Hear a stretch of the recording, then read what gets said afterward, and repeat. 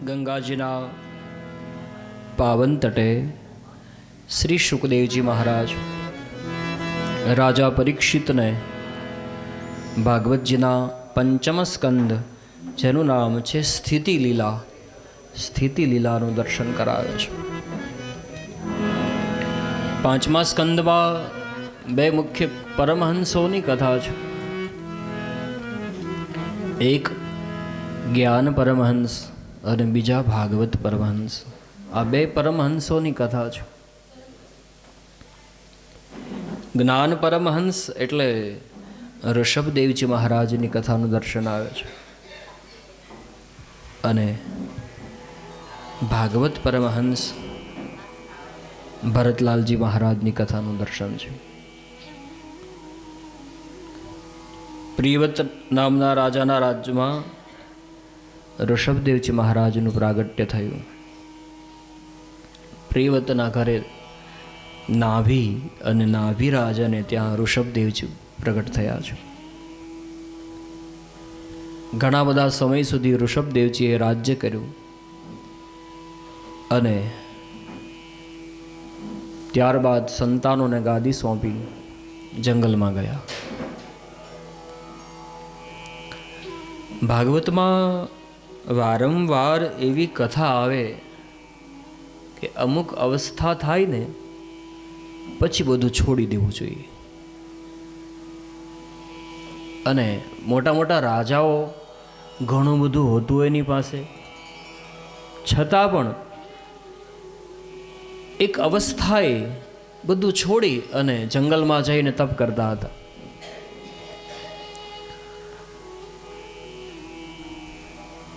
પૂજ્ય ડોંગરેજી મહારાજ એવું કહેતા કે જ્યારે થાળીમાં ભાત પીરસાય, ભોજન કરવા માટે બેઠા હોય અને થાળીમાં જ્યારે ભાત પીરસાય, એ ભાત આરોગી લીધા પછી, જમી લીધા પછી હાથ ધોવાની તૈયારી રખાય. પછી આપણે એમ વિચાર કરીએ હજી મોહનથાળવાળો આવે તો સારું, હજી એકાદ ચક્કર પેલો લાડવાવાળો લગાડી જાય તો સારું. પછી આવતા, કારણ કે ભાત ક્યારે આવે? છેલ્લે આવે. આપણી થાળીમાં, આ દેહરૂપી થાળીમાં ભગવાન ભાત પીરસે. કેવી રીતે? વાળ કાળા હોય એમાંથી કલર બદલાવે. કેવા થાય? સફેદ. એટલે માની લેવાનું કે થાળીમાં ભાત પીરસાણા, ભાત આવી ગયા, હવે હાથ ધોવાની તૈયારી. પણ આપણે શું કરીએ? પાછો પીછડો ફેરવી દઈએ. હા, એક પતિ પત્ની છે ને મહેન્દ્રભાઈ, એ બગીચામાં બેઠા હતા. હજી તો લગ્ન જીવનની શરૂઆત થોડો એકાદ દિવસ જ થયેલો. એટલે હવે ભાઈની જાત ભોળી તો ખરી જ,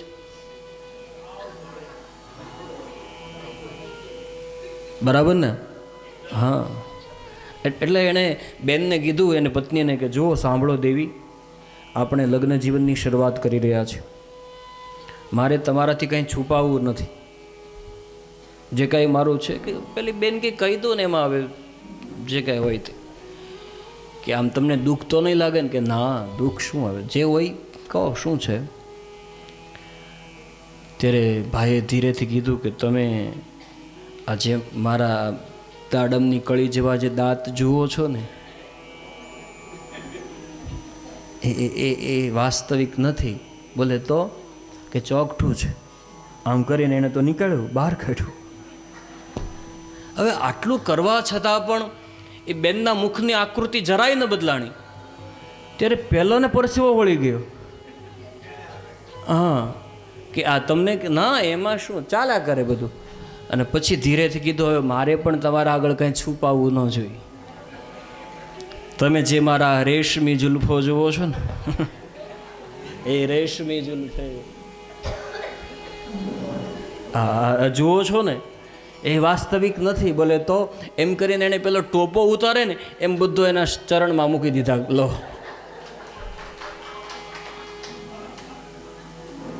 સામ સામે બે સલવાણા. આવું છે બાપ. અમુક અવસ્થા એવી આવે કે આપણી થાળીમાં ઈશ્વર ભાત પીરસે, ત્યારે હાથ ધોવાની તૈયારી રાખજો.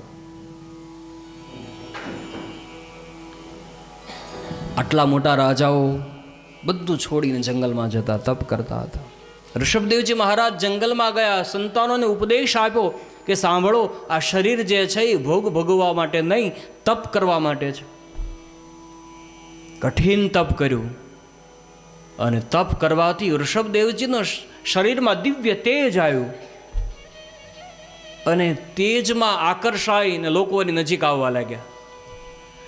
ઋષભદેવજીએ વિચાર કર્યો કે લોકોથી દૂર જવા માટે જંગલમાં આવ્યો અને ફરી પાછા અહીંયા મેળાવડો. અને એ વખતે ઋષભદેવજીએ જે વસ્ત્ર ધારણ કરેલા હતા એ વસ્ત્રનો ત્યાગ કરી દિગંબર અવસ્થામાં આવ્યા, લોકોને દૂર કરવા માટે.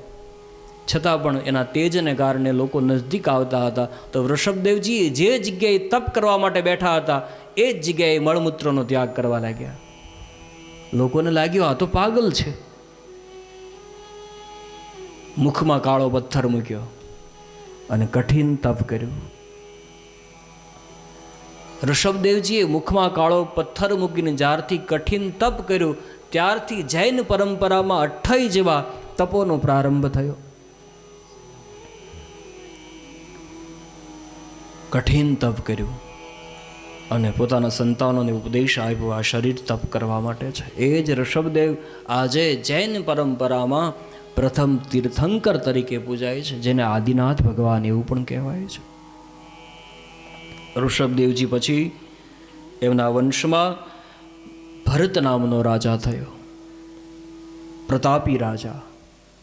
અને એ ભરત ઉપરથી આપણા દેશનું નામ ભારત એવું પડ્યું છે. ભરતખંડ કહેવાય છે. બાપ, આ ધરતી એવી છે, ભારતની ભૂમિ, કે એમાં વારંવાર ઈશ્વરને અવતાર લેવાની ઈચ્છા થાય અને જતા જતા કહેતા જાય સંભવામી યુગે યુગે. ભારત તો ભારત છે બાપ. જ્યારે બહાર કોઈ જગ્યાએ કથા કરવાનો અવસર મળે ત્યાં જઈને જ્યારે ભારતના વખાણ કરીએ ત્યારે ઘણી વખત પ્રશ્ન કરે કે ભારત વિશે તો અમે એવું સાંભળ્યું છે કે ત્યાં વધારે પડતી ગરીબાઈ છે, આવું તેવું બધું ઘણું બધું સાંભળ્યું છે, ને તમે ભારતવાળા અહીંયા બહાર આવીને ભારતના વખાણ કરો છો અને પાછા એવા ગીત ગાઓ જહાં ડાલ ડાલ પર સોને કી ચિડિયા. એટલે ત્યાં તમારા ભારતમાં સોનાની ચકલીઓ છે? ત્યારે એવો જવાબ આપવાની ઈચ્છા થાય કે તમારા બધા દેશો કરતાં અમારો દેશ આગળ છે. કે કેવી રીતે? કે તમારા દેશમાં મોટામાં મોટો માણસ હોય, પૈસાદાર વ્યક્તિ, એ બ્રશ આવે એ કેટલા દિવસ સુધી ચલાવે? બોલે બહુ વધારે પડતો પૈસાવાળો હોય તો એકાદ વીક તો ચલાવે, પછી ફેંકી દે. કે એનાથી વધારે પૈસાવાળો હોય તો એનાથી વધારે પૈસાવાળો હોય તો 4 દિવસ તો ચલાવે જ નવું બ્રશ, કે એનાથી વધારે કે પછી 2 દિવસ તો ચલાવે છે. કે અમારા ભારત દેશની અંદર ગરીબમાં ગરીબ વ્યક્તિ એક વખત બ્રશનો ઉપયોગ કરે ને પછી એને ફેંકી દે, એની સામું પણ ન જોવે. પેલો પૂછે every day new brush? Yes, every day new brush. હા, દાંતણ જે કરે ને એક વખત ફેંકી દે પછી એની સામું પણ જોતા નથી. એટલા માટે અમારો ભારત વખણાય. જહાં ડાલ ડાલ પર સોને કી चिड़िया करती है बसेरा, वो भारत देश है मेरा, वो भारत देश है मेरा. जहाँ सत्य अहिंसा और धर्म का पग पग लगता डेरा, वो भारत देश है मेरा, वो भारत देश है मेरा.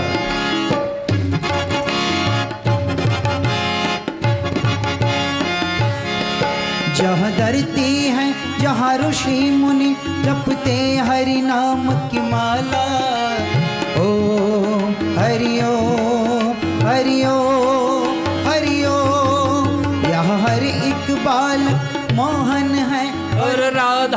एक एक बाला, राधा एक एक बाला।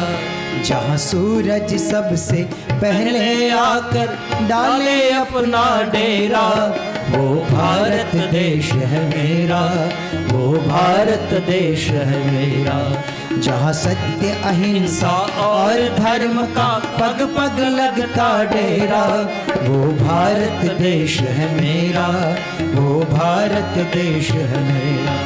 जय भारती जय भारती जय भारती जय भारती जय भारती जय भारती जय भारती भारती। ભરત નામનો રાજા રાજ્ય કરવા લાગ્યો. નામ ભરતખંડ એવું પડ્યું છે બાપ. 3 ભરતની કથા 5મા સ્કંદમાં આવે છે. એક રામના ભાઈ ભરત વિશે તો શું કહેવું બાપ. ત્યાગ મૂર્તિ ભરત, પ્રેમ મૂર્તિ ભરત. ભાઈ હોય તો ભરતના જેવો. એ ભરતની કથાનું દર્શન. બીજા શકુંતલાનો દીકરો વીર ભરત. જ્યારે બાળક નાનું હતો ભરત અને માં શકુંતલાની સાથે નીકળે જંગલમાં અને કોઈ પર્વતની ટોચ ઉપર સિંહ ગર્જના કરતો હોય ત્યારે એ ભરત પોતાની માને પૂછે કે માં, પેલો સિંહ ગર્જના કરે છે એના મુખમાં કેટલા દાંત છે એ ગણી આવું? અને શકુંતલા કે હા જા. અને વીર ભરત, બાળ ભરત સિંહની નજીક જાય, એનું જડબું ખોલી કેટલા દાંત છે એ ગણીને પાછો આવતો. આવો વીર ભરત.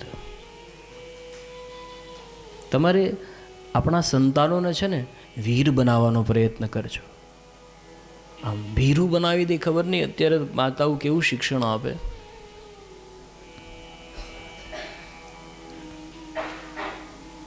સુઈ જા સુઈ જા નહીતર બાગડો આવશે.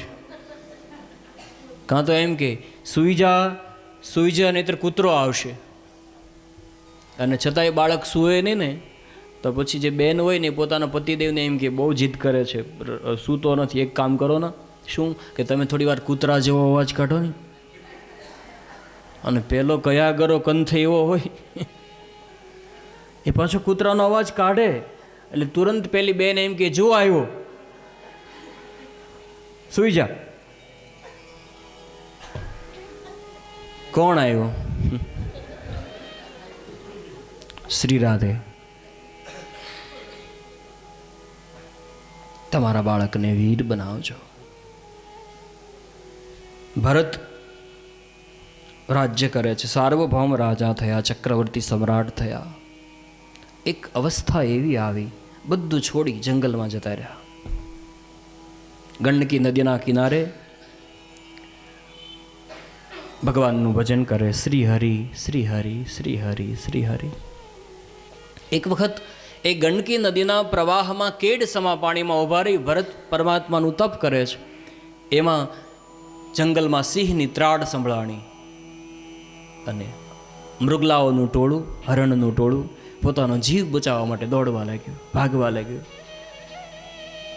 એમાં ગંડકી નદીનો વચ્ચે પ્રવાહ આવ્યો. પોતાના જીવ બચાવવા માટે થઈને હરણાઓ એ પ્રવાહને છલાંગ લગાવી સામે કિનારે જવા લાગ્યા.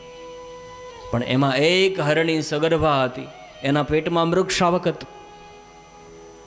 એણે પણ પોતાનો જીવ બચાવવા માટે છલાંગ લગાવી, પરંતુ બળ એટલું બધું વધી ગયું છલાંગ લગાવવામાં કે જળમાં જ એનો પ્રસવ થઈ ગયો. એ મૃગ શાવક જળમાં તણાવા લાગ્યો. ભરત આ દ્રશ્ય જોવે છે. પેલી મૃગલી કિનારે જઈને તરફડવા લાગી અને ભરતની સામું જોવા લાગી કે મહારાજ મારા બાળકને બચાવી લો. આવું ભરતને લાગ્યું કે મને આવું હરણી કહે છે. નજીક ગયા દોડીને સંત હૃદય હતા, પેલું મૃગ શાવકને ઉઠાવી અને પેલી હરણી પાસે લઈ ગયા. પરંતુ એ દરમિયાન પેલી હરણીના પ્રાણ પંખેરું ઉડી ગયું હતું. ભરતે વિચાર કર્યો હવે શું કરું? આ મૃગ શાવકને જો આવા જ મૂકી દઈશ તો જંગલના પશુઓ એને ફાડી ખાશે. આશ્રમમાં લઈ આવ્યા, કુમળું ઘાસ ખવડાવે, દૂધ પીવડાવે, અને મોટું કરવા લાગ્યા. પહેલાં આખો દિવસ શ્રી હરિ શ્રી હરિ હરિ હરિ હરિ કરતા હતા, પણ જ્યારથી પેલું મૃગ શાવક લાવ્યા ત્યારથી અડધો દિવસ હરિ અને અડધો દિવસ હરણ હરણ હરણ હરણ. સ્નાન કરવા માટે જાય તો સાથે લઈને જાય, સ્નાન કરવા માટે જાય તો સાથે લઈને જાય અને કહે અહીંયા બેસજે, હમણાં સ્નાન કરીને આવું. સ્નાન કરતી વખતે કેડસમાં પાણીમાં ઉભા રહી આંખ બંધ કરે, શ્રી હરિ શ્રી હરિ શ્રી હરિ. પાછો વિચાર થાય પેલું જતું તો નહીં રે, આંખ ખોલે, બેઠું હોય, હમણાં બેસજો બસ થોડીક જ વાર. આખો દિવસ હરિ હરિ કરતા એના જગ્યાએ અડધો દિવસ હવે હરિ અને અડધો દિવસ હરણ. એક અવસ્થા એવી આવી કે હરિનું નામ જે અડધો દિવસ માટે લેતા હતા એ પણ વિસ્મરણ થયું અને બસ હવે હરણ હરણ હરણ. સુખદેવજી મહારાજ કહે રાજન, ભરતની અંતિમ અવસ્થા આવી અને એ વખતે ભગવાનનું નામ લેવું જોયું. એની જગ્યાએ ભરત હરણને યાદ કરવા લાગ્યા. હરણ તું ક્યાં છે? હરણ હરણ હરણ. દેહ છૂટ્યો, બીજો જન્મ હરણનો મળ્યો. પરીક્ષિતે વંદન કર્યા. મહારાજ, એક પ્રશ્ન થાય, ભગવાને પેલો ભરત હરણ હરણ બોલ્યો તો ભગવાને હરણનો દેહ આપ્યો? સુખદેવજી મહારાજ કહેવા લાગે કે હા રાજા, કારણ કે અંતિમ અવસ્થામાં હરણ બોલ્યો હતો ને. પરીક્ષિત કહેવા લાગ્યો મહારાજ, બધું છોડ્યું તું હરિ માટે, તો હરિ પણ ઘણી વખત બોલ્યો હશે ને, તો ભગવાને હરિ હરિ બોલ્યો એ ન જોયું અને હરણ બોલ્યો એ જ જોયું? શ્રી હરિ એમ પણ બોલતો હતો ને, તો પછી ભગવાને હરણ બોલ્યો એના સામે દ્રષ્ટિ કરી, પેલું હરિ બોલ્યો એના સામે ન જોયું ભગવાને? સુખદેવજી મહારાજ કહેવા લાગ્યા, ધન્ય રાજા, તારો પ્રશ્ન ઉત્તમ છે, પરંતુ રાજા ભલે ભગવાને બીજો જન્મ હરણનો આપ્યો, પરંતુ બુદ્ધિ જે આપી એ મનુષ્યની આપી. શું કામ? કારણ કે એણે શ્રી હરિનું સ્મરણ કર્યું હતું. ભગવાન કોઈના ઋણમાં રહેતા જ નથી. મનુષ્યની બુદ્ધિ. એકાદશીના દિવસે પાણીનું ટીપું પણ મુખમાં ન મૂકે, સૂકું ઘાસ ખાય. બીજા દિવસોમાં કે લીલું ઘાસ ખાઈશ અને કોઈ સૂક્ષ્મ જીવની હિંસા થઈ જશે તો. અને એ દેહ છૂટ્યો, હવે ત્રીજો જન્મ બ્રાહ્મણના ઘરે કરાયો. બ્રાહ્મણને દ્વિજ એવું કહેવામાં આવે છે. આપણા શાસ્ત્ર એમ કહે, એક જન્મની અંદર ખૂબ સુકૃત કર્મ કરવામાં આવે, મનુષ્યના દેહમાં ખૂબ સારા પુણ્ય કરવામાં આવે, ત્યારે ભગવાન મનુષ્ય તરીકેની એક તક આપે અને બ્રાહ્મણના ઘરે જન્મ કરાવે. સાધુ થવું હોય ને, તમારે મહાત્મા બની જવું, સંન્યાસી બની જવું હોય, બની શકો, ગમે તે ઘરે જન્મ ધારણ કરો, મહાત્મા બની શકો, બધું છોડી દો અને સંન્યાસ ધર્મનો સ્વીકાર કરી લો, બની શકાય. પણ બ્રાહ્મણ બનવું હોય તો બ્રાહ્મણના ઘરે જન્મ ધારણ કરવો પડે. એટલા માટે એ બ્રાહ્મણને દરેક વર્ણના ગુરુ એવું માનવામાં આવ્યું છે. બ્રાહ્મણના ઘરે ભરતનો જન્મ કરાયો અને જન્મ થતાની સાથે ભરત કંઈ બોલ્યા જ નહીં. બાળકનો જન્મ થાય ને ત્યારે બાળક રડે અને કદાચ ન રડે તો એને આસપાસના વ્યક્તિઓને રડાવવાનો પ્રયત્ન કરે. રડે તો બધું બરોબર છે એમ. ભરતને રડાવવાનો પ્રયત્ન કરે, ભરત રડે પણ નહીં. થોડુંક મોટો થયા ભરત, લોકો હસાવવાનો પ્રયત્ન કરે, ન હસે. રડાવવાનો પ્રયત્ન કરે તો રડે નહીં, બોલાવવાનો પ્રયત્ન કરે તો બોલે નહીં, કોઈને સામું ન જોવે. લોકોને લાગ્યું આ તો જડ જેવો છે અને નામ આપી દીધું જડ ભરત. ભરતે વિચાર કર્યો, જડ કહે છે તો શરીરને ને, હું ક્યાં શરીર છું, હું તો શરીરથી પર છું. ગમે તેમ શબ્દો કહે ભરતને, છતાં ભરત કંઈ બોલે નહીં. અને એક દરમિયાન એક વખત ભરતની બહેન, એને ભરતના પ્રત્યે બહુ પ્રેમ હતો, વહાલ હતો. એકાંતમાં પોતાના ભાઈને કહે છે, ભઈલા આવું શું કામ કરે? તને લોકો જડ કહે છે, કોઈની સાથે વાતચીત તો કર. ભરતે વિચાર કર્યો કે ના, બહેનના પ્રેમમાં પણ બંધાવું નથી, બહેનને પણ સાથે વાત ન કરે. થોડા સમય થયો, ભાઈઓએ વિચાર કર્યો કે આ બોલતો નથી પણ ટાઈમસર જમી લે છે, ચાલ આને કામે ચડાવો. ખેતરમાં લઈ ગયા અને કહ્યું કે આ પાક તૈયાર છે, પક્ષીઓ આવે એને ઉડાડવાના, બપોરના સમયે ટિફિન આવી જશે તારું. ભાઈઓ ઘરે ગયા, પેલા પક્ષીઓ આવ્યા તો ભરત ઈશારો કરીને બોલાવ્યા, બીજાને બોલાવ્યો નહીં હજી વધારે. મારા ભાઈ તો એક દાણો વાવીને ગયા હતા, 1000 દાણા તો ઈશ્વરે આપ્યા, બધાયના ઉપર અમારો અધિકાર હોય. તમારા સગા સંબંધીને બોલાવ્યો, જાઓ ને પ્રેમથી ચણો. બપોરના સમયે ભાઈઓ પેલું ટિફિન લઈને આવ્યા તો આ ભરત પેલા પક્ષીઓ ચણે એ જોઈને હસે. વિચાર કર્યો કે આ ઘરમાં રહેશે તો આપણું દેવાળું ફૂંકાશે. કાઢી મૂક્યો ઘરમાંથી, છતાં પણ કંઈ ભરત બોલ્યા નહીં. એમાં એક ભીલોનો સરદારે માનતા માનેલી જંગલમાં, મારા ઘરે દીકરાનો જન્મ થાય તો નર બલિ ચડાવીશ. દીકરાનો જન્મ થયો અને આમ તેમ મનુષ્ય બલિ ચડાવવા માટે થઈને શોધતા હતા ભીલો, એમાં એને ભરત દેખાણા. ભરતને બાંધીને લઈ આવ્યા. ભરતને કહ્યું તારી બલિ ચડાવવાની છે, છતાં ભરત કંઈ બોલ્યા નહીં. કપાળમાં તિલક કર્યું, ગળામાં હાર પહેરાયો, પછી આમ ઈશારો કરીને કીધું કે આમ કંઈ ભોજનની ઈચ્છા ખરી? ભરતે આમ માથું નીચે કર્યું કે હા એ છે. ભીલોનો સરદાર વિચાર કરે કે જેને હમણાં મરી જાવું એ ભોજનની માંગણી કરે, કંઈ નહીં આપો. ઘણું બધું ભોજન આપ્યું.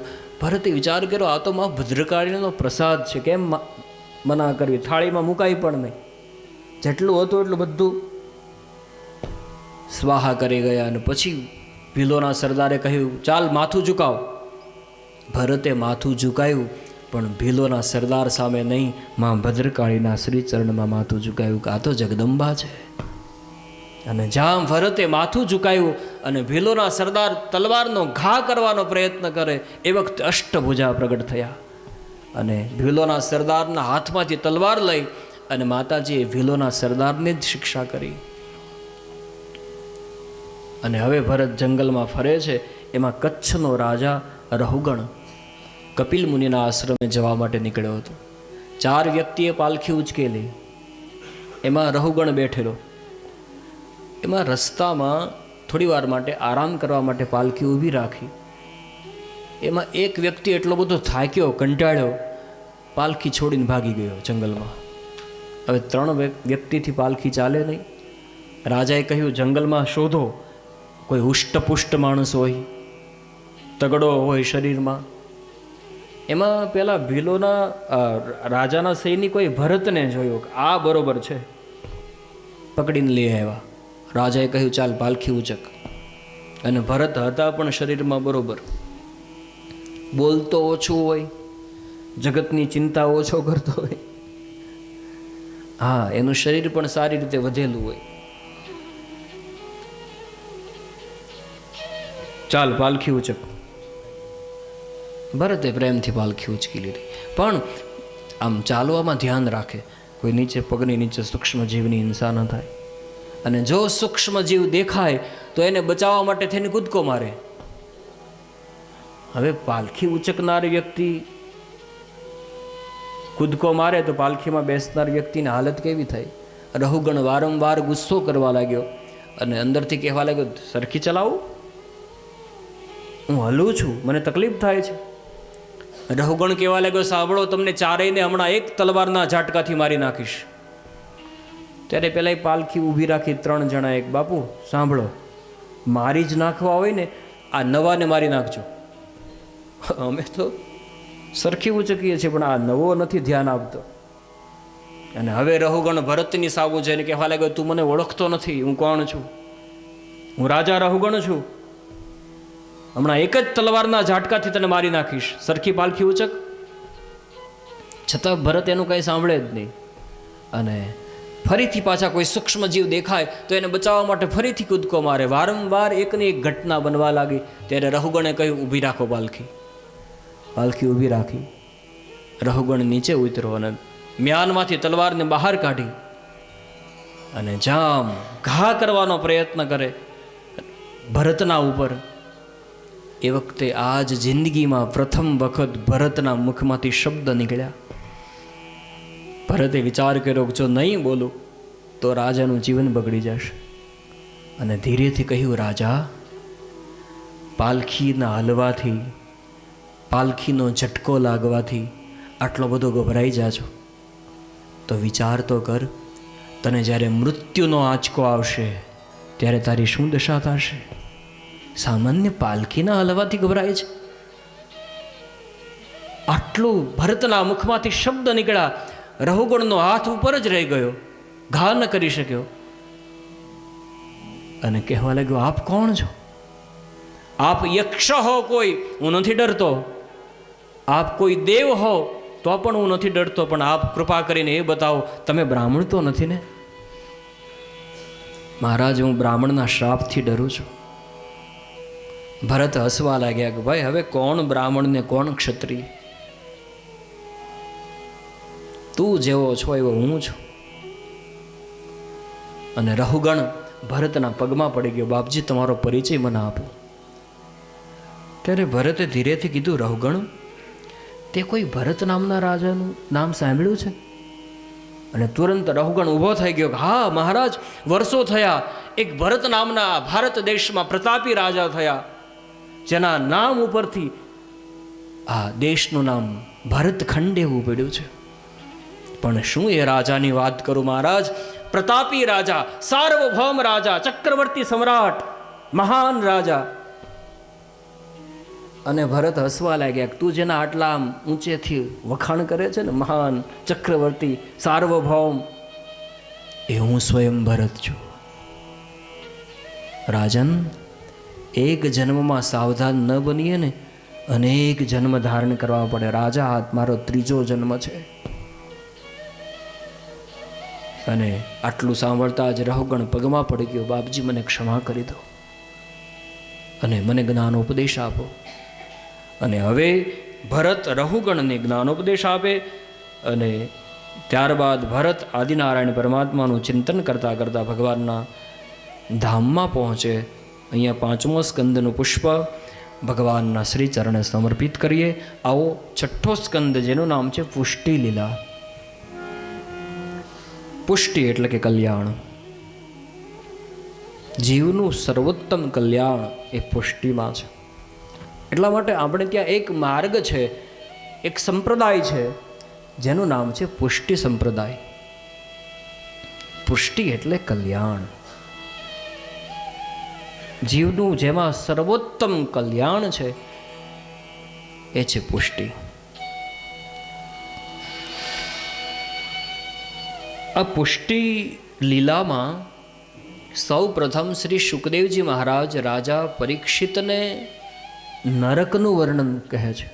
કેટલા પ્રકારના નરક હોય, કેવું કર્મ કરવામાં આવે, અને એ જીવને પછી કેવી પેલા યમના દૂતો સજા આપે, ત્યાં લઈ જઈને એ દરેકના અલગ અલગ નરકના નામ હોય. અહીંયા આપણે કેમ છે, સોમનાથ ધામ ને બાજુમાં બીજું ધામ હોય, એમ ત્યાં ઉપર એક નરક નથી, ઘણા બધા નરકો છે. એમાં કર્મ પ્રમાણે બધા અલગ અલગ નરકમાં જાય. સાંભળવું છે કેટલા નરકો છે એવું? ત્યાં જવાથી શું થાય? યસ, નો, હા કે ના? હવે ત્યાં જાવું જ નથી તો શું કામ સાંભળવાનું? જાવું જ નથી. આપણે હરિદ્વાર વિશે પરિચય ક્યારે લઈએ કે ભાઈ હરિદ્વાર કેવું, આમ રહેવાની વ્યવસ્થા કેવી, જમવાનું કેવું, કોઈને પૂછીએ ને? શું કામ? ફ્યુચરમાં પ્લાન હોય જવાનો, ભવિષ્યમાં. પણ હવે જ્યાં જવાનું જ નથી એનો પરિચય કોઈની પાસે લઈએ? નરકમાં જવું જ નથી તો પછી એનું વર્ણન શું કામ સાંભળવાનું? કૃષ્ણની કથા ન કરી, આજ પ્રાગટ્ય છે ઠાકોરજીનો. 11:36 થઈ.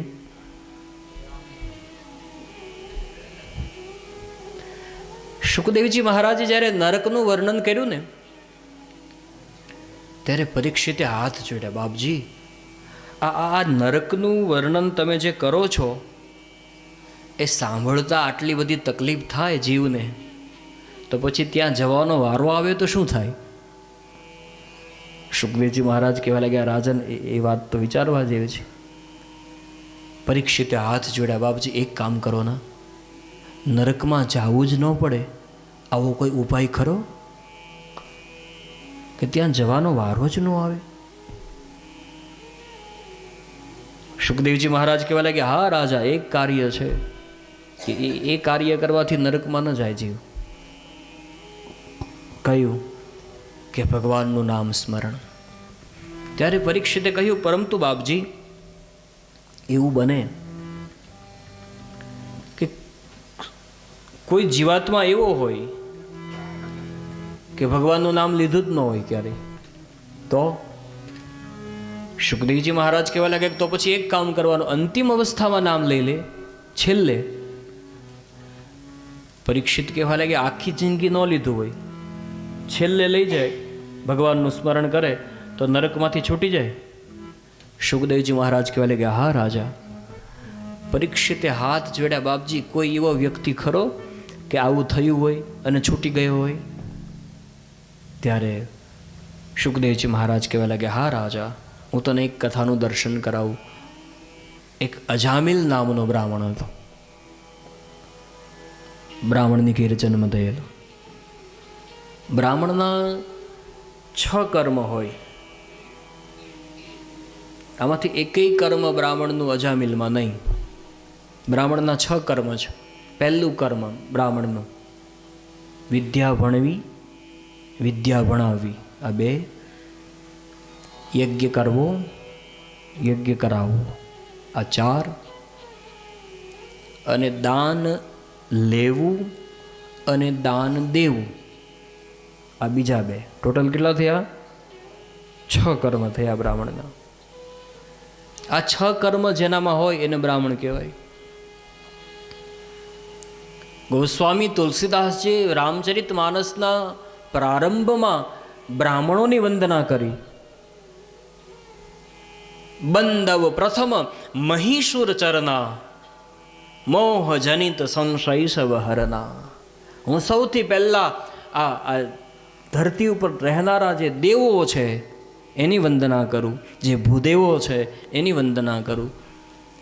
મહીસુર, મહી એટલે પૃથ્વી, આ પૃથ્વી પર રહેનારા જે દેવ છે, જે ભગવાનનું સ્વરૂપ છે, એવા બ્રાહ્મણોની હું સૌથી પહેલાં વંદના કરું છું. બંદવ પ્રથમ મહીસુર ચરના, મોહ જનિત સંશય સબહરના. મોહ દ્વારા જે સંશયો થાય એ સંશયોનું સમાધાન જે બ્રાહ્મણ વર્ગ આપે છે એને હું વંદન કરું. અજામિલ બ્રાહ્મણના ઘરે જન્મ જરૂર થયેલો, પરંતુ બ્રાહ્મણનું કોઈ કર્મ નહીં, ભગવાનનું નામ ન લે. કોઈ નામ લે તો એનો વિરોધ કરે. એક દિવસ અજામિલના ગામમાં સંતો પધાર્યા અને ચોરા ઉપર બધા રિટાયર્ડ થયેલા સિનિયર સિટીઝનો બેઠેલા. ત્યાં આવીને નમો નારાયણ કર્યા કે ભાઈ તમારા ગામમાં કોઈ ભગતનું ઘર ખરું, ભોજન પ્રસાદ લેવાનો છે? એટલે ગામ લોકો પેલા જે એકદમ રિટાયર્ડ થઈ ગયેલા હતા ને એ બધા એ પ્રમાણે હતા. એને વિચાર કર્યો કે આને અજામિલના ઘરે મોકલવા જેવા છે. ત્યાં જાય એટલે જે જોઈએ બીજી વખત આપણા ગામમાં ન આવે એવું થઈ જાય. કીધું કે હા મહારાજ, એક ભગત છે અમારા ગામમાં, અજામિલ ભગત. ત્યાં જાઓ એટલે ભોજન શું તમારે જે જોઈતું હોય બધું ત્યાં મળી જાય, દક્ષિણા હાથે બધું. પેલા સંતોને કંઈ ખબર નહીં. પૂછતા પૂછતા અજામિલ ભગતનું ઘર ક્યાં, અજામિલ ભગતનું ઘર, અને ઘર સુધી પહોંચી ગયા. અજામિલ એ વખતે ઘરે નહીં, એની પત્ની હતા. સંતોએ આવીને કહ્યું, છે અજામિલ ભગત ઘરે? એની પત્ની વિચાર કર્યો, અજામિલને વળી પાછો ભગત. વિચાર કર્યો કે સંતોને કોઈ છેતર્યા છે. કીધું કે બાપજી એ ભગત ઘરે નથી, પણ પધારો ના. એની પત્ની વિચાર કર્યો, મોકો છે, સંતો પધાર્યા છે, આમ તો પેલો ઘરે હોય ત્યારે કોઈ આવે નહીં, સેવા કરી લઉં. કીધું કે બાપજી ભગત ઘરે નથી પણ ઘર સાથે કંઈ લઈને નથી ગયા ને, પધારો. ત્યારે સંતો કહેવા લાગ્યા, માં ભોજનની ઈચ્છા છે. અને એની પત્ની રાજી થઈ ગઈ અજામિલની કે વાહ, જો સંતો મારા ઘરે ભોજન કરે તો કેટલું સારું. બેસાડ્યા, બાપજી બેસો પ્રેમથી, હું ભોજન હમણાં જ તૈયાર કરી દઉં. જલ્દી જલ્દી ભોજન તૈયાર કરી અને મહાત્માઓને પીરસું. અને કીધું કે હવે જલ્દી જમી લો. સંતો કહેવા લાગ્યા, માં અમે કોઈ પણ ગ્રહસ્થના ઘરે ભોજન લેવા જઈએ ત્યારે ગ્રહસ્થ અમને એમ કે શાંતિ રાખજો, આમ જરાય જલ્દી ન કરશો બાપજી, અને જે જોઈએ તે માંગજો, અને માં તમે જલ્દી કરી લો. ત્યારે એની અજામિલની પત્નીના આંખમાંથી અશ્રુઓની ધાર થઈ. બાપજી તમે જેને ભગત માનો છો એ વાસ્તવમાં ભગત નથી, અને એ ઘરે નથી, એટલા માટે આ ભોજનની વ્યવસ્થા મેં કરી છે. તમે એ આવે ને એ પહેલાં જલ્દીથી ભોજન લઈને નીકળી જાઓ, કારણ કે જો એ આવી જશે તો તમારું અપમાન કરશે, ગાળો દેશે. ત્યારે સંતો કહેવા લાગ્યા, માં અમે તો ભારત વર્ષના સાધુ છીએ, જે ગ્રહસ્થનું અન્ન ખાઈએ એ ગ્રહસ્થનું કલ્યાણ ન થાય તો પછી અમને ભારતના સાધુ કોણ કહે? હવે તો એ ભગત આવે એની પાસેથી દક્ષિણા લઈને પછી જ જવાનું છે. અજામિલની પત્ની ઘણા બધા સંતોને સમજાવ્યા, પરંતુ સંતો માન્યા નહીં કે ના માં, ભગતને મળ્યા પછી જ. ભોજન લીધા પછી તેમણે રામસાગર સરખો કરીને, દેવારે વાળો નથી દુબળો અને ભગવાન નથી ભિખારી, ભજન ચાલુ કરી દીધા. એમાં પેલો અજામિલ ગામમાં આવ્યો, તે ચોરે બેઠેલા લોકો કહેવા લાગ્યા, અજામિલ ભગત મજામાં? અને અજામિલને ગુસ્સો આવ્યો, હું ને વળી ભગત? કે હા, ઘરે જઈને જોતો ખરા, આ તારી પત્ની કેટલા બધા સાધુઓને ભેગા કરીને ભજન કરાવે છે. અને અજામિલનો મગજ ગયો. દોડતો દોડતો ઘરે આવીને જ્યાં જોયું તો બધા મહાત્માઓ રામસાગર લઈ લઈને ભજન કરતા હતા, અને આવીને જેમ ફાવે તેમ અજામિલ બોલવા લાગ્યો. સંતોને લાગ્યું આ જ ભગત હોવો જોઈએ, કારણ કે ઘણા બધા વ્યક્તિ એવા હોય કે એનો પરિચય આપવો ન પડે, એની વાણી જ કહી દે, ખબર પડી ગઈ કે આ ભાઈ જ ભગત હોવો જોઈએ. અને સંતો કહેવા લાગ્યા, આટલો બધો ગરમ શું કામ થાય છે? ત્યારે અજામિલ કહેવા લાગ્યું, કોણે કીધું મારા ઘરમાં આવવાનું? કે કોઈએ નહીં, અમારી જાતે આવ્યા ભોજન કરવા માટે. કે ભોજન લઈ લીધું? કે હા. કે નીકળો મારા ઘરમાંથી. કે દક્ષિણા બાકી છે ને, દક્ષિણા વિના જવાય? એની પત્નીને કીધું કે જોયું, આટલા મને ખબર જ હોય આવા લોકોની, કે આને તમે ભોજન કરવા માટે ઘરમાં લાવો એટલે દક્ષિણા માટે ચોંટે. ત્યારે સંતોએ કહ્યું, અજામિલ, સંતોએ જાણી લીધેલું અજામિલની પત્ની પાસેથી કે અજામિલની ત્યાં સંતાન નથી. જો ભાઈ દક્ષિણામાં કંઈ રોકડ રકમ નથી જોઈતી, અમે તને આશીર્વાદ આપીએ, તારે ત્યાં દીકરાનો જન્મ થાય, પરંતુ દક્ષિણામાં તારે એનું નામ નારાયણ એવું રાખવાનું. અજામિલ વિચાર કરે છે કે હવે દીકરાનો જન્મ થતો હોય તો નામ તો ગમે તે રાખવું જ છે. થોડોક ઢીલો પડ્યો. કીધું કે હા એ નામ રાખીશ, પણ તમે મારા ઘરમાંથી બધા બહાર નીકળી જાઓ ફટાફટ. ત્યારે સંતો કહેવા લાગ્યા, શું નામ રાખીશ? અજામિલ કહેવા લાગ્યો, તમે જે કીધું એ રાખીશ, પણ તમે બધા બહાર નીકળી જાઓ.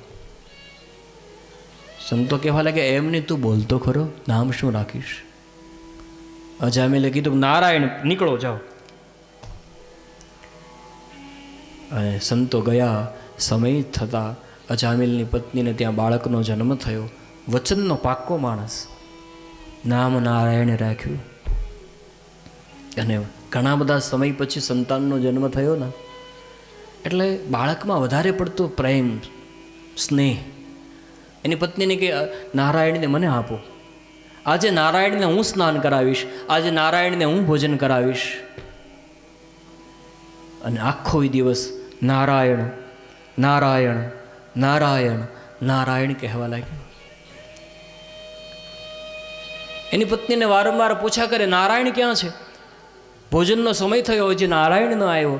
નારાયણ આવશે પછી હું ભોજન કરીશ, હું તો નારાયણની સાથે જ ભોજન લઈશ. વારંવાર મુખમાંથી નારાયણ નારાયણ શબ્દ નીકળવા લાગ્યો. શુકદેવજી મહારાજ વર્ણન કરે, રાજન એક અવસ્થા એવી આવી કે હવે અજામિલની અંતિમ અવસ્થા આવી. અને એ વખતે યમના દૂતોએ આવી અને અજામિલના ઉપર યમપાશ ફેંક્યો. અજામિલને તકલીફ થવા લાગી અને હવે અજામિલ પોતાના દીકરાને બોલાવવા લાગ્યો, નારાયણ દોડ, નારાયણ મને તકલીફ થાય છે ભાઈ, નારાયણ તું ક્યાં જતો રહ્યો મને મૂકીને? નારાયણ જલ્દી આવો ભાઈ, મને તકલીફ થાય છે.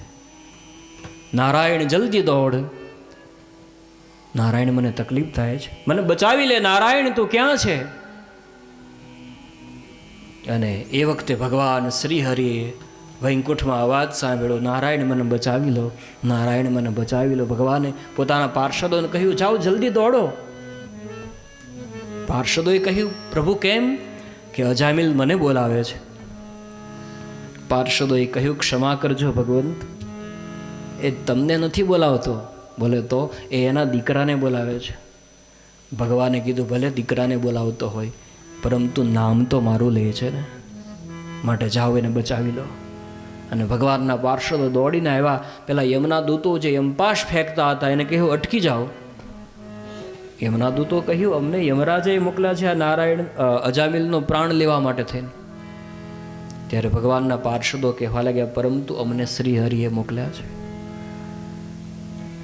યમના દૂતો કહેવા લાગ્યા, પરંતુ એ નારાયણનું નામ નથી લેતો, એ એના દીકરાને યાદ કરે છે. ભગવાનના પાર્ષદો કહેવા લાગ્યા, ભલે દીકરાને, પરંતુ નામ તો શ્રી હરિનું લે છે ને. અને જે નામથી અજામિલ તર્યો, પાયમો ગહન ગતિ, પર બ્રહ્મ પ્રીતિ પાળવા તમે અંતકાળે આવજો. આવું ભગવાનનું નામ છે બાપ, નામ સ્મરણનો મહિમા છે. नाम तवो धन है जो एक धनवान बना दे, नाम तो तुझको नारायण की एक पहचान करा दे, एक पहचान करा दे. राम के नाम के जय हो. पेड़ तले तो, नाम के नाम के पेड़ तले तो कर ले कुछ विश्राम मनवा, जप ले नारायण नाम हो, जप ले प्रभु का नाम. आय अवसर छे प्रभु भजन नो, आय अवसर छे हरि भजन नो, कोडी न बेसे दाम. भजी लेने भाई, भजी लेने भाई, भजी लेने नारायण नु नाम, भजी लेने नारायण नु नाम. आय अवसर छे प्रभु भजन नो,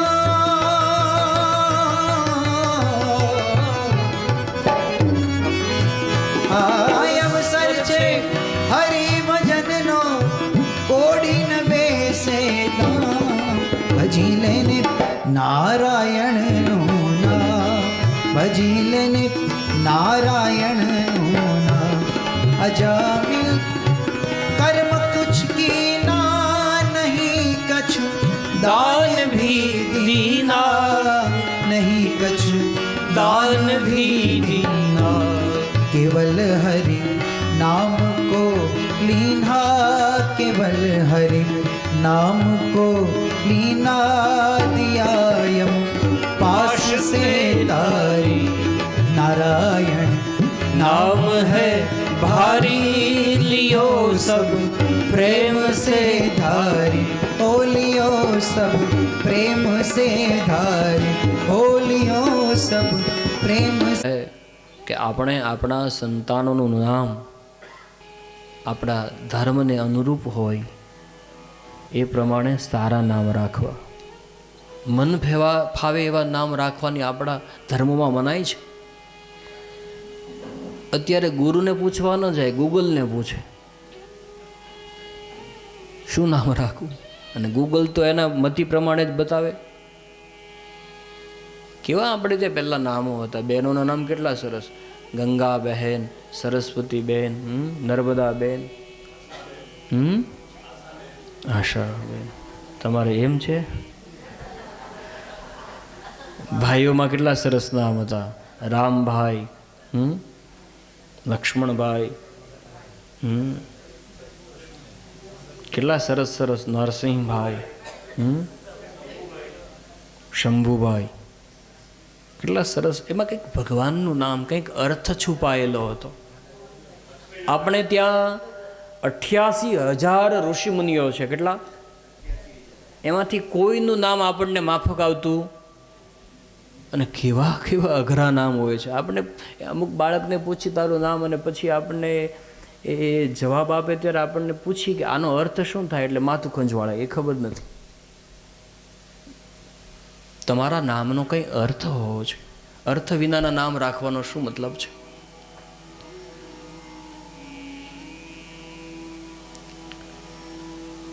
આપણા સંસ્કૃતિને શોભે, આપણે કુળ, આપણું પરંપરા. ઘણી વખત પહેલાં તો નામ બોલતા ત્યાં જ ખબર પડી જતી કઈ જ્ઞાતિનો છે. અત્યારે તો કંઈ એ ખબર નથી પડતી.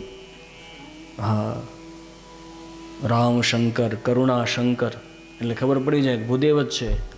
હા, અનિરુદ્ધસિંહ જાડેજા, હા એટલે ખબર પડી જ જાય દરબાર જ છે. આ ચિંટુ પિન્ટુ આવ્યા ક્યાંથી? હા, ખબર નહીં કેવા કેવા નામ રાખે. પેલું એક જગ્યાએ પેલી પ્રસિદ્ધ વાત છે ને કે એક જગ્યાએ એક મહાત્માનો ઉતારો હતો. ત્યાં 7મા માળે, 7 માળની બિલ્ડિંગ હશે. એમાં બીજે માળેથી મહાત્માનો ઉતારો, અને ઉપર 5મા માળે એક બેન ઊભેલા, અને નીચેથી કોઈ અવાજ કરે, સુલ્લુ, ઓ સુલ્લુ.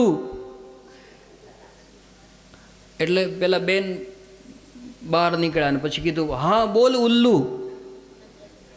એટલે પેલા મહાત્માએ વિચાર કર્યો કે આ છે શું. એટલે પછી પેલા ભાઈ નીચે ઊભા હતા ને એને પૂછ્યું કે તમને નહીં ઉપર, એ તો અમારે વાત ચાલુ છે. કે એ તો બરોબર, પણ તમે સુલ્લુ કહો એટલે એ સુલ્લુ નામ છે? કે ના, એનું નામ સુલક્ષણા છે, પણ હું પ્રેમથી એને સુલ્લુ કહું છું. એટલે પહેલાં એ વિચાર કર્યો કે વાંધો નહીં, પણ પછી પેલા બેનને પૂછ્યું કે તમે એને ઉલ્લુ કેમ કહો છો? ઉલ્લુ છે? કે ના ના, આમ તો એનું નામ ઉલ્લાસ છે, પણ હું પ્રેમથી ઉલ્લુ કહું છું. હવે એ સુલ્લુ ને ઉલ્લુ ભેગા થઈને આખી સોસાયટીને ઉલ્લુ બનાવે. બાપ, નામ આપણે સંસ્કૃતિને શોભે, આપણી પરંપરાને શોભે એવા નામ રાખવા, ગમે તેવા નામ ન રાખવા. અમુક નામ હોય ને, નાના બાળક હોય ને ત્યાં સુધી જ સારું લાગે, પછી મોટા થાય પછી અમુક નામો એવા હોય કે સારા ન લાગે. માટે આપણી સંસ્કૃતિને શોભે એવા નામ રાખજો. ત્યાર પછી નારાયણ કવચ એ કથાનું દર્શન આવે છે. 6ઠ્ઠો સ્કંદનું પુષ્પ ઠાકોરજીના શ્રીચરણે સમર્પિત કરીએ. આવો 7મો સ્કંદ, જેનું નામ છે વાસના લીલા. વાસના લીલામાં પ્રહલાદ ચરિત્રની કથાનું દર્શન આવે છે. હિરણાક્ષનો ભગવાને જ્યારથી ઉદ્ધાર કર્યો ત્યારથી હિરણ્યકશ્યપુ એનો ભાઈ એ એવું વિચારીને બેઠો કે મારો દુશ્મન એક જ છે, વિષ્ણુ, એની સાથે બદલો લઈશ. એની પત્નીનું નામ કયાધુ છે. એક વખત હિરણ્યકશ્યપુ વિચાર કરે છે કેવી રીતે બદલો લઉં. મારામાં જો સામર્થ્ય હોય નારાયણ કરતાં વધારે, વિષ્ણુ કરતાં શક્તિ વધારે હોય તો જ એની સાથે બદલો લઈ શકું. અને શક્તિ મેળવવા માટે થઈ તપ કરવા માટે જંગલમાં જાય છે. કયાધુને કહ્યું તપ કરવા માટે જાઉં છું બ્રહ્માજીનું. કયાધુ કહ્યું પ્રેમથી જાઓ, પણ આવશો ક્યારે એ કહેતા જાઓ. એ નક્કી નહીં, એ તો હજારો વર્ષો નીકળી જાય. બ્રહ્માજી જ્યાં સુધી મળે નહીં, વરદાન આપે નહીં, ત્યાં સુધી ઘરે નહીં આવું. અને નીકળી ગયો. જંગલમાં જઈ એક પર્વતની ગુફામાં બેસી ગયો. આંખ બંધ કરી બ્રહ્માજીનું તપ કરવા લાગ્યો. એમાં દેવગુરુ બૃહસ્પતિ પોપટનું રૂપ લઈ અને ત્યાં આવી ગયા અને બોલવા લાગ્યા, નારાયણ હરિ, નારાયણ હરિ. હિરણ્યકશ્યપુ વિચાર કરે કે હજી તપની શરૂઆત નથી થઈ, અને દુશ્મનનું નામ સંભળાય, જગ્યા બદલાવી નાખી. આ જગ્યા બરોબર નથી. બીજી જગ્યાએ જઈને બેઠો, ત્યાં પેલો પોપટ નારાયણ નારાયણ બોલવા લાગ્યો. વારંવાર જગ્યા બદલાવી. પછી હિરણ્યકશ્યપોએ વિચાર કર્યો કે આજે મુહૂર્ત જ બરોબર નથી. ઘરે આવતો રહ્યો. કયાધુએ આરતી ઉતારી. બહુ જલ્દી આવ્યા કે દેવી આરતીની કાંઈ જરૂર નથી.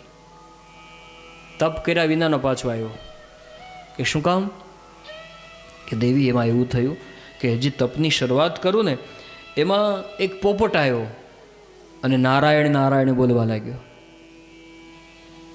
કયાધુએ વિચાર કર્યો સમય છે, મોકો છે. આ પાપી જીવ ક્યારેય પોતાના મુખમાંથી નારાયણનું નામ ન લે, એની જગ્યાએ આજે 2 વખત બોલી ગયો. ફરીથી પૂછ્યું, શું કીધું? મેં સાંભળ્યું નહીં. શું બોલ્યો પોપટ? દેવી નારાયણ નારાયણ બોલવા લાગ્યો. અને હિરણ્યકશ્યપુને ભોજનની થાળી પીરસી અને હાથમાં કયાધુ પેલો પંખો લઈને, આવા પંખા તો હતા નહીં, તમે પેલો વીંજણો શું કહો તમે એને? હે, વીંજણો કહો ને, એ લઈને કયાધુ આમ બેઠા, આમ પવન નાખે. પણ આ ચિંતામાં આમ હાથમાં લઈને બેસી ગયા, હલાવે નહીં. હિરણ્યકશ્યપુ કહેવા લાગ્યો, દેવી આ શું કરો છો? તમે કઈ ચિંતામાં છો? ત્યારે કયાધુ કહેવા લાગ્યા, હા મને એમ લાગે છે તમે મને છેતરો છો. પોપટ ક્યારેય બોલે જ નહીં. અરે દેવી, હું સત્ય કહું છું. પોપટ બોલતો હતો. શું બોલતો હતો? નારાયણ નારાયણ બોલતો હતો. અને શુકદેવજી મહારાજ વર્ણન કરે, રાજન, કયાધુએ યુક્તિપૂર્વક હિરણ્યકશ્યપુના મુખમાંથી 108 વખત નારાયણના નામનો ઉચ્ચાર કરાવડાવ્યો. તુલસી સિયારામ કો રીજ ભજે યા ખીજ. તમે રીજાઈને ભજો તો પણ ભલે, અને ખીજાઈને ભજો તો પણ ભલે. ખેડૂત જ્યારે દાણા વાવે ને પોતાના ખેતરમાં, ત્યારે એમ નથી જોતો કે આ દાણો સીધો પડે છે કે ઉલટો, પરંતુ ઉલટો પડેલો દાણાને પણ સીધો કરવાની જવાબદારી ઠાકોરજીની છે બાપ. અને આની અસર કયાધુના પેટમાં રહેલા ગર્ભ ઉપર થઈ. 108 વખત જે નારાયણના નામનો ઉચ્ચાર કર્યો હિરણ્યકશ્યપુએ, અને તપ કરવા માટે ગયો. આ બાજુ કયાધુ સગર્ભા છે. દેવતાઓએ આક્રમણ કર્યું કે આ કયાધુને મારી નાખી, કારણ કે એના પેટમાં બાળક છે. નારદજી વચ્ચે આવ્યા, શું કામ મારી નાખ્યું કયાધુને, નિર્દોષ? ત્યારે દેવતાઓ કહેવા લાગ્યા, દેવર્ષિ, આ કયાધુના પેટમાં અત્યારે બાળક છે, એ પણ હિરણ્યકશ્યપુ જેવો થાય તો? નારદજી કહેવા લાગ્યા, એવું જરૂરી નથી કે પિતા રાક્ષસ હોય તો પુત્ર પણ એવો થાય, કદાચ ભગવાનનો ભક્ત પણ થાય. અને કયાધુને પોતાના આશ્રમમાં લઈ આવ્યા અને કયાધુને ઈચ્છા પ્રસૂતિનું વરદાન આપ્યું કે માં, તમે જ્યારે ઈચ્છા કરશો ને ત્યારે જ તમને પ્રસૂતિ થશે. કારણ કે હિરણ્યકશ્યપુ અત્યારે તપ કરવા માટે ગયો છે, કેટલા વર્ષ લાગે એ નક્કી નહીં. ઈચ્છા પ્રસૂતિનું વરદાન આપ્યું. નિત્ય નારદજી કયાધુને સત્સંગ કરાવે. આ બાજુ વર્ષો વીતી ગયા, હિરણ્યકશ્યપુ તપ કરે છે, અને કઠિન તપ જોઈને બ્રહ્માજી પ્રસન્ન થયા અને કહ્યું, દૈત્યરાજ આંખ ખોલો. અને જ્યાં આંખ ખોલી ત્યાં બ્રહ્માજીને જોયા. વારંવાર વંદન કરવા લાગ્યો હિરણ્યકશ્યપુ. બ્રહ્માજી કહ્યું, માગો દૈત્યરાજ. ત્યારે હિરણ્યકશ્યપુ કહેવા લાગ્યો, મહારાજ અમર થઈ જાઓ, આવું વરદાન આપી દો. બ્રહ્માજી કહેવા લાગ્યા, એ નહીં થાય, મરવું તો મારે પણ પડે છે, બીજું કાંઈ વરદાન માગી લે. કે તો પછી થોડોક ટાઈમ મને આપો વિચારવા માટેનો. ઘણો બધા સમય સુધી વિચાર કર્યો હિરણ્યકશ્યપુએ, અને પછી બ્રહ્માજીને કહેવા લાગ્યો, બાપજી, આમ મૌખિક માગું એના કરતાં લેખિતમાં માગું તો ચાલે, લખીને? બ્રહ્માજી કહેવા લાગ્યા, ચાલે. અને લેખ કાગળ લખ્યા તાત પ્રહલાદે, કાળને જીતવા કલમ ટાંકી. મેળો લખવા, રાત્રે ન મરું, દિવસે ન મરું, લીલાથી નહીં, સૂકાથી નહીં, અસ્ત્રથી નહીં, શસ્ત્રથી નહીં, માનવથી નહીં, પશુથી નહીં, ઘરમાં નહીં, બહાર નહીં, દિવસે નહીં, રાત્રે નહીં. ન મરું, ન મરું, ન મરું. બ્રહ્માજીને આમ કાગળ બતાવ્યા, ચાલે આ બધું? બ્રહ્માજીએ કીધું કે હા ચાલે, કંઈ વાંધો નહીં. પછી કીધું એક પાછો આપો તો, હજી એક વસ્તુ ભૂલાઈ ગઈ. બ્રહ્માજીએ ફરીથી આપ્યો અને પાછું લખ્યું, બ્રહ્માજી તમારા બનાવેલા કોઈથી વ્યક્તિથી ન મરું. કારણ કે હિરણ્યકશ્યપુને ખબર કે આ બધાને બનાવે બ્રહ્મા જ, સર્જનહાર છે. એટલે કીધું તમારા બનાવેલા કોઈથી ન મરું. ચાલે? બ્રહ્માજી કીધું હા, તો પછી સહી કરી દો. બ્રહ્માજીએ દસ્તખત કર્યા, તથાસ્તુ કહ્યું. પાપી જીવતો હતો જ, અને જ્યાં ઘરે આવ્યો લોકો ઉપર ત્રાસ વર્તાવા લાગ્યો. કોઈને ભગવાનનું નામ લેતા બંધ કરી દીધા. બીજા રાજાઓની ઉપર ચડાઈ કરવા જાય, યુદ્ધ કરવા માટે, સામસામે સૈનિકો આવી જાય, પછી હિરણ્યકશ્યપ ઊભો રહે, ઊભો રહે. આ વાંચ, આ વાંચ, આમાં તારો કે મેળ પડશે? હવે પેલો રાજા વાંચે કે આ મરે એમ તો છે જ નહીં, પછી યુદ્ધ શું કામ કરવાનું, શરણે આવી જાય. આવી રીતે લોકો ઉપર ત્રાસ વર્તાવા લાગ્યો. પરંતુ આપણે ત્યાં એવી કહેવત છે કે જેને કોઈ ન પહોંચે એને એનું પેટ પહોંચે. કયાધું ગર્ભવતી હતી, સગર્ભા હતા, એને બાળકનો જન્મ થયો, નામ પ્રહલાદ રાખ્યું. અને એ પ્રહલાદ જન્મ થતાની સાથે જ નારાયણ શબ્દ બોલ્યો. શું કામ? આટલા સમય સુધી સંતો પાસેથી સત્સંગ દ્વારા પ્રહલાદે પોતાના માતાના ગર્ભમાં સત્સંગ સાંભળ્યો હતો. એટલા માટે જ આપણે ત્યાં સંતો એમ કહે કે માતાઓ બહેનો જ્યારે ગર્ભવતી હોય, સગર્ભા હોય, ત્યારે સતત ઈશ્વરનું સ્મરણ, સારા પુસ્તકોનું વાંચન, આપણે ત્યાં મહાન વ્યક્તિઓ થયા એનું જીવન ચરિત્ર આ વાંચે તો એની અસર એના બાળક ઉપર થાય છે. બહેનો કરતા હોય તો બહુ સારું, પરંતુ અત્યારે મોટા ભાગે એવું બને કે ડૉક્ટરે કીધું હોય કે બેન તમારે છે ને હવે આમ એને કેવું કહેવાય, બેડ રેસ્ટ. હા, એટલે ટૂંકમાં સૂઈ રહેવું હોય એમ ગુજરાતીમાં. હા, અને પછી એ બેન જે રૂમમાં સૂતા હોય ને એ રૂમમાં સામે ટીવી હોય, ટીવીનું ફૂલ ફોર્મ કરો ને તો ટોટલ વિનાશ એવું થાય. હા, એ ત્યાં હાથમાં એને પેલું આપી દે કટકો, રિમોટ. હા, અને પછી બેન હોરર શો જોયા કરે. અને કાં કસોટી જિંદગી કી, અને કયું અનુપમા, એ શું છે? હા, આવું જોયા કરે. પહેલાં તો પેલી એક સિરિયલ આવતીમાં મિહિર 50 વખત જીવતો થયો. અને આ બેન રોવા મળે ઘરે ઘરે, તારા મિહિરનું ધ્યાન રાખને, એ મિહિરની છોડ ચિંતા. બાપ આવું નહીં. તમને સમય એ વખતે મેળવ્યો હોય ને, ભગવાનનું સ્મરણ કરો. આપણને એમ થાય કે બાળક પેટમાં હોય ત્યારે સ્મરણ કરી એની અસર થતી હશે. આ બધું શાસ્ત્રમાં લખેલું છે. થતું હશે કે નહીં થતું હોય. આ તો હજારો વર્ષ થઈ ગયા બાપ. કાલ સવારની ઘટના. એ જી પેટમાં પોઢીન સાંભળેલી બાળે રામ લખમણની વાત રે, શિવે રામ લખમણની વાત. માતાજીને મુખ જે દીઠી, ઉડી એની ઊંઘ તે દીઠી. શિવાજીને નીંદ રૂનાવે, માતાજી જબાઈ જુલાવે.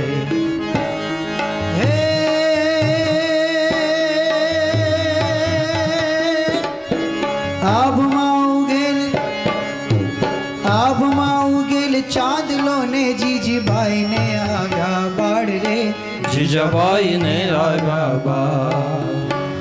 બાળુડાને માત હિંચોડે, ધાડણ ડુંગરા બોલે. શિવાજીને નીંદ રૂંધાવે, માતાજી જબાઈ જુલાવે. પેટમાં પોઢીને સાંભળેલી બાળે રામ લક્ષ્મણની વાત. હે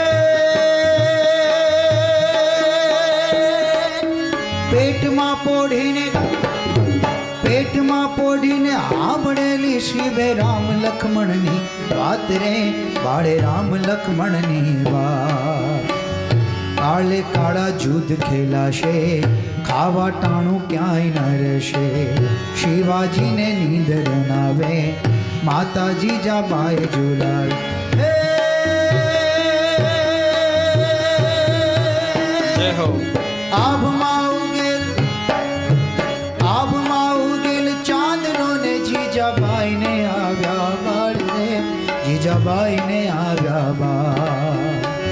બાળુડાને માથે છોડે, નાના નાના ડુંગરા ડોલે. શિવાજીને નીંદરું આવે, માતાજી જબાઈ ઝુલાવે. પેટમાં પોઢીને સાંભળેલી બાળે રામ લક્ષ્મણની વાત. અને જેવો જન્મ થયો બાપ, કથાથી આપણે સૌ પરિચિત છીએ. આદ્યશક્તિ ભવાની સ્વયં જગદંબા ભવાની પ્રગટ થયા અને હાથમાં ખડગ સોંપ્યું. અને એ ખડગ દ્વારા શિવાજીએ આ હિન્દવાણાની રક્ષા કરી છે બાપ. એ અસર થાય છે, પરંતુ શિવાજી જરૂર જન્મ ધારણ કરે, પણ એના માટે જીજાબાઈ તો હોવી જોઈએ ને. આજે પણ રામ જન્મ ધારણ કરે, પણ એના માટે કૌશલ્યા હોવી જોઈએ. તમારા બાળકને વીર બનાવો, ભીરું ન બનાવો. જન્મ જે સંતને આપે, જનેતા એ જ કહેવાય. જન્મ જે સંતને આપે, જનેતા એ જ કહેવાય. કરણ કુંતા તણો જાયો, આહા, બન્યા ભગવાન ભિખારી. કરણ કુંતા તણો જાયો, બન્યા ભગવાન ભિખારી. ઓ કસોટી કરણની કીધી, કસોટી કરણની કીધી. પણ ખરેખર ધન્ય જનનીને જન્મ જે સંતને આપે, જનેતા એ જ કહેવાય. જનને જણે તો તૃણ જણજે, ભક્ત દાતા કા સૂર રહેજે. નહીં તો વાંજણી તારું મત ઘુમા વિષ્ણુ. જન્મ જે સંતને આપે, જનેતા એ જ કહેવાય.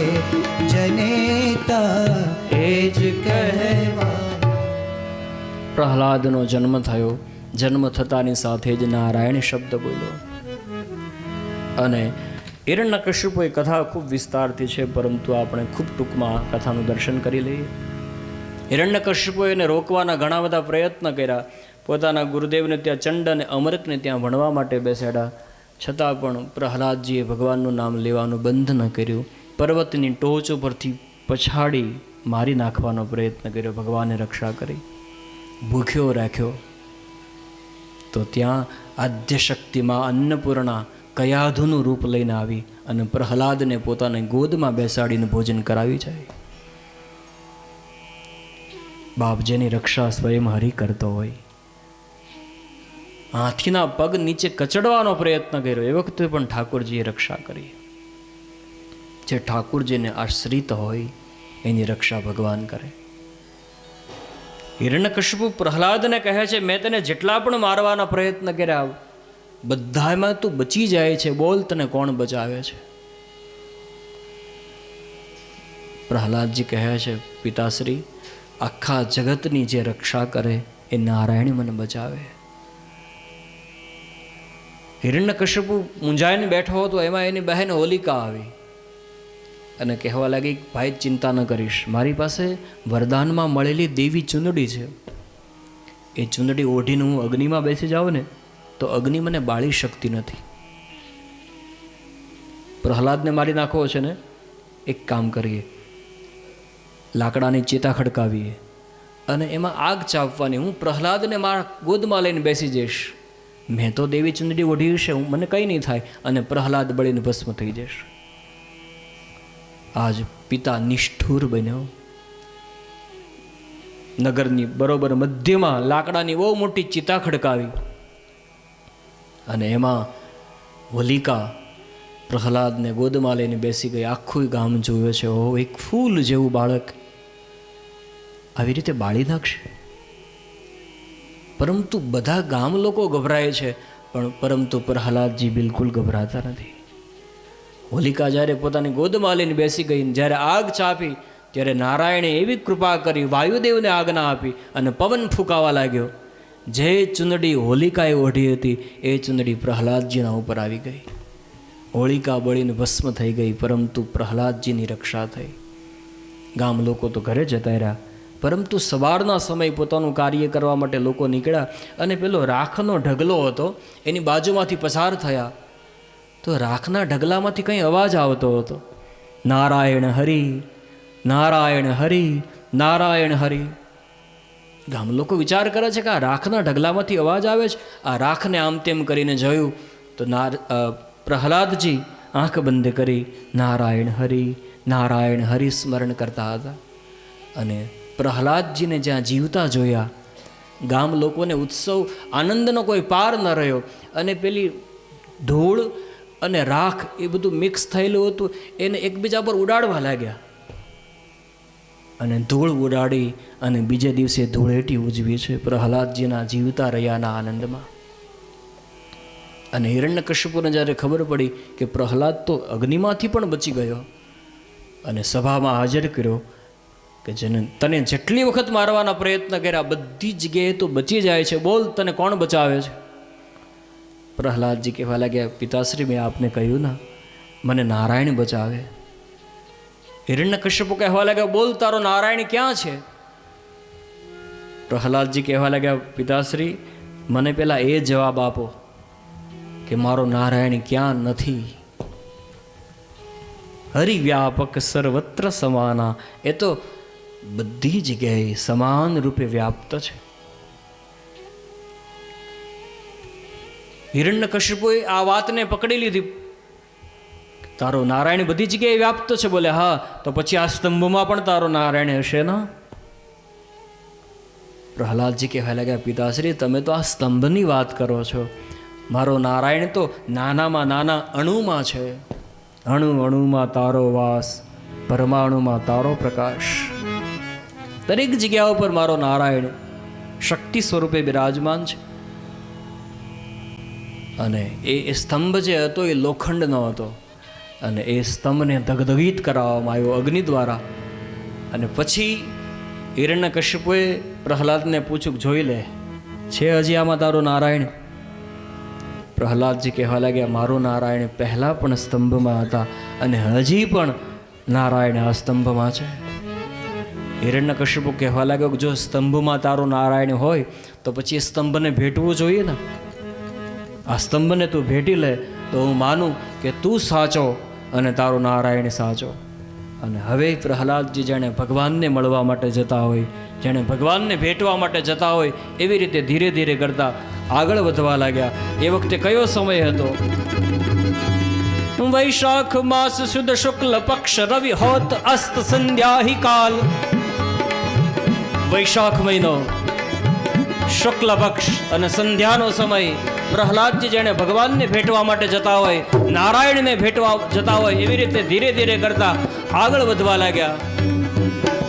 વૈશાખ માસ શુદ્ધ શુક્લ પક્ષ રવિ હોત અસ્ત સંધ્યાહી કાલ. સંધ્યાનો સમય. અને જ્યાં ધીરે ધીરે કરતા પ્રહલાદજી થોડાક આગળ વધ્યા અને હાથ આમ ફેલાવ્યા, એ વખતે એક ક્ષણ માટે થઈ અને પ્રહલાદજી ગભરાઈ ગયા કે આ દગદગી સ્તંભને હું કેવી રીતે ભેટી કરી શકીશ. અને એ વખતે ભગવાનને લાગ્યું કે મારો ભક્ત ગભરાય છે, કોઈને ન દેખાય, ફક્ત પ્રહલાદને એકલાને દેખાય. એવી રીતે એ દગદગીત સ્તંભમાં કીડીઓની હાર જતી જોઈ. પ્રહલાદજી વિચાર કરે છે, એક સૂક્ષ્મ કીડીને આવા દગદગીત સ્તંભમાં જે રક્ષા કરે નારાયણ, એ નારાયણ મારી પણ રક્ષા કરશે. આમ વિચાર કરી અને હાથ લંબાવી અને જ્યાં એ સ્તંભને ભેટ્યા, એ વખતે સ્તંભમાંથી કડાકો થયો અને ઘે ઘે ઘે કરતા ભગવાન નૃસિંહનું પ્રાગટ્ય થયું. બોલ શ્રી નૃસિંહ ભગવાન કી. ભગવાન નૃસિંહનું પ્રાગટ્ય થયું. આ ભગવાનનો આવેશ અવતાર છે, આ ક્રોધ અવતાર છે. આપણે ત્યાં પરમાત્માના 24 અવતારો, એમાંથી 2 અવતાર એ પરમાત્માના આવેશ અવતાર છે. એક ભગવાન પરશુરામ એ આદિનારાયણ પરમાત્માનો આવેશ અવતાર છે, અને બીજા ભગવાન નૃસિંહ, અડધું શરીર નરનું અડધું શરીર સિંહનું, અને ભગવાન નૃસિંહ પ્રગટ થયા છે. અને હિરણ્યકશિપુ પેલો કાગળ લઈને ફરતો હતો ને, પહેલાં તો એને હિરણ્યકશિપુને પકડી અને ઉંબરની વચ્ચે સુવડાવીને પોતાની જાંઘ ઉપર રાખ્યો છે, અને પછી કીધું કાગળ કાઢ. હિરણ્યકશિપુએ કાગળ કાઢ્યો. બોલ, રાત્રિ કે દિવસ? સંધ્યાનો સમય હતો.